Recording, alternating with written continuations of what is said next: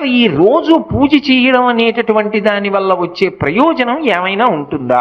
అసలు దాని వెనక ఏదైనా శాస్త్రీయమైన కారణం ఉంటుందా? విదురుడు ఎందుకు చెప్పాడు అసలు దైవానికి నమస్కారం చేయమని? నేను మీకు ఒక్క మాట చెప్తా, బాగా గుర్తుపెట్టుకోండి. ఎవరు పూజ చేస్తున్నాడో వాడు లోకము చేత పూజింపబడతాడు. నేనన్న మాట బాగా పట్టుకున్నారా?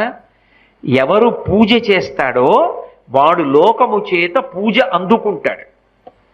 అదేమిటండి మీరు అన్నమాట మాకు బాగా అర్థం కాలేదు, మీరేదో అన్నారు బాగుండదని అన్నాను అంతే అంటారా? మీకు వివరణ చేసే ప్రయత్నం చేస్తా. పూజ అంటే ఏమిటి? పొద్దున్నే దేవుడి దగ్గరికి వెళ్ళో దీపం పెడుతున్నా. ఎందుకు? ఎవరు భగవంతుడు? చంద్ర సూర్యౌచ నేత్రే కర్ణావాసా శిరోద్యౌ ముఖమవిదహనో యస్య వాస్తేయమబ్ధి అంతస్తం యస్య విశ్వం సురనర ఖగో భోగి గంధర్వ దైత్యైః చిత్రం రమ్యతే